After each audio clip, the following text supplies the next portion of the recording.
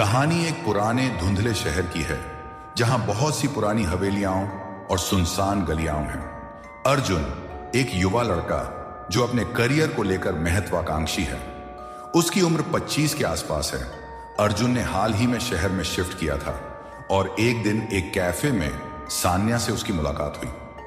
वह पहली बार उसे देखता है और सान्या के रहस्यमय और खूबसूरती की ओर खींचा जाता है। दोनों के बीच प्यार की शुरुआत होती है। सान्या अर्जुन से बहुत प्यारी और देखभाल करने वाली होती है, लेकिन धीरे धीरे अर्जुन को महसूस होने लगता है कि सान्या में कुछ तो गड़बड़ है। वह कभी कभी बिना वजह घंटों गायब हो जाती है और जब वापस आती है तो वह पहले जैसी नहीं होती। उसका व्यवहार अचानक बदल जाता है और अर्जुन को लगता है कि वह उसे पूरी सच्चाई नहीं बता रही है। एक दिन अर्जुन को अपने फोन पर एक अज्ञात नंबर से मैसेज आता है जिसमें उसे चेतावनी दी जाती है, सान्या से दूर रहो। यह मैसेज पढ़कर अर्जुन को शक होता है और वह सान्या के बारे में और जानने की कोशिश करता है। वह उसकी पिछली जिंदगी के बारे में जानने के लिए रिसर्च करता है और पता चलता है कि सान्या के पहले के बॉयफ्रेंड्स रहस्यमय तरीके से गायब हो गए थे। यह सब जानकर अर्जुन का डर बढ़ने लगता है। तभी उसे अपने अपार्टमेंट में भी कुछ अजीब घटनाएं घटती हैं। अजनबी आवाजें सुनाई देती हैं और कभी कभी चीजें अपने आप हिलने लगती हैं। अर्जुन एक दिन सान्या से उसका सामना करता है। सान्या चुपचाप उसे बताती है कि वह इंसान नहीं है बल्कि एक प्राचीन शापित वंश की सदस्य है। हर कुछ सालों में उसे अपने प्रियजनों की आत्माओं का भक्षण करना पड़ता है ताकि वह अपनी मानव रूप को बनाए रख सके। सान्या बताती है कि उसके लिए अर्जुन का प्रेम केवल एक मोहरा है, क्योंकि उसे जीवित रहने के लिए अर्जुन की आत्मा को चाहिए होता है। वह बताती है कि उसके सभी पुराने प्रेमी अब सिर्फ शांति में सो रहे हैं क्योंकि उसने उनकी आत्माओं को खा लिया था। अर्जुन डर से कांप उठता है, लेकिन सान्या का प्यार और उसके प्रति उसकी भावनाएं उसे नष्ट करने से रोकती है। फिर उसे एहसास होता है कि अगर वह सान्या को रोकने की कोशिश करता है तो वह भी अपनी मानवता खो देगी और एक भयानक प्रेत रूप में बदल जाएगी। अर्जुन खुद को एक दुविधा में फंसा हुआ पाता है। उसके लिए यह सबसे कठिन चुनाव है। क्या वह अपनी जान को खतरे में डालकर सान्या से प्यार करेगा या उसे नष्ट कर देगा? अर्जुन अंत में सान्या से मिलता है और उसे हर हाल में बचाने का फैसला करता है, लेकिन एक डरावने मोड़ पर उसे पता चलता है कि सान्या कभी भी पूरी तरह से इंसान नहीं थी, बल्कि वह केवल एक अंधेरे आत्मा का रूप थी जो अर्जुन के प्यार को अपनी शक्ति बढ़ाने के लिए इस्तेमाल कर रही थी। अर्जुन की मानसिक स्थिति और भी टूटने लगती है। अर्जुन के मन में लगातार खौफ बढ़ता जा रहा था। वह सान्या के शब्दों को अपने दिमाग से निकाल नहीं पा रहा था।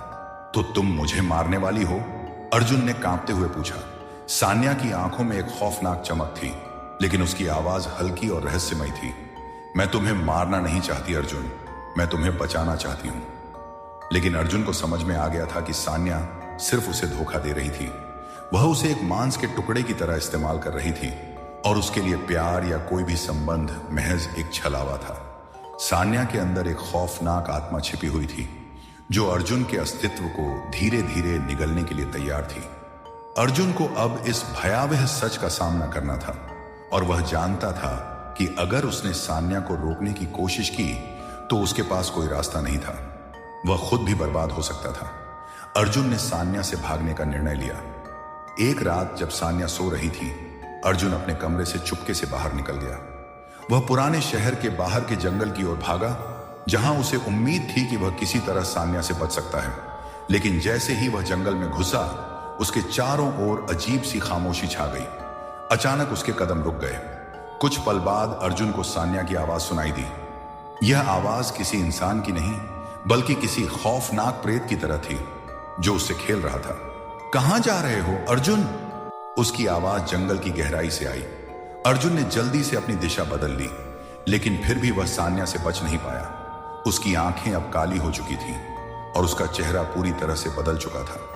वह एक भूतिया रूप में बदल चुकी थी जिसमें कोई मानवता नहीं बची थी।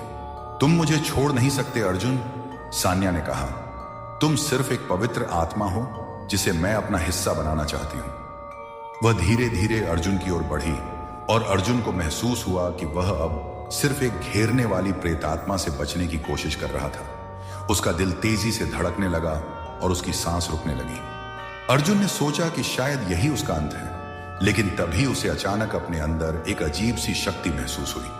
उसकी आंखों के सामने वह वही आदमी था जो कभी इस शहर के डर से बचने की कोशिश कर रहा था। अब वह डर के बजाय सान्या से बचने और उसे नष्ट करने की योजना बना रहा था। वह अपने भीतर की ताकत को महसूस करने लगा।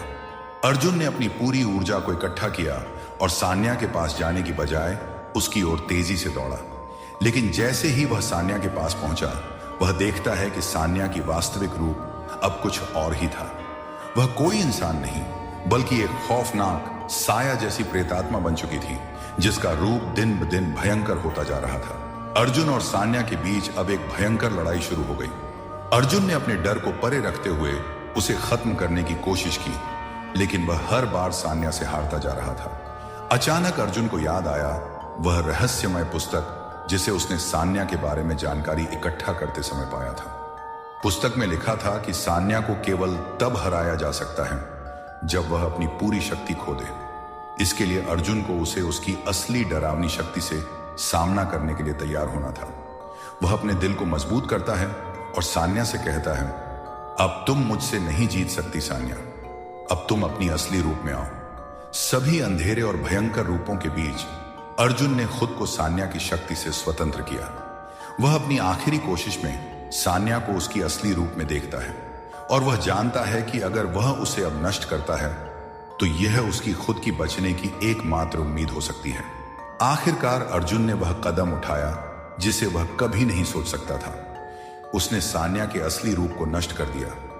लेकिन जैसे ही सान्या का रूप मिटता है, अर्जुन को महसूस हुआ कि वह भी एक अंधेरे ताकत का हिस्सा बन चुका था। क्या वह अब पूरी तरह से सान्या के जैसे ही हो गया था, या क्या वह अंधेरे को नष्ट करके खुद को बचा सका था? यह सवाल उसके दिल में हमेशा बना रहेगा और शायद उसके साथ साथ वह अंधेरा भी। कहानी खुला छोड़ देती है ताकि पाठक सोचें कि अर्जुन का अंत क्या हुआ होगा। क्या वह बच सका, या क्या वह खुद एक और भूतिया कहानी का हिस्सा बन चुका था?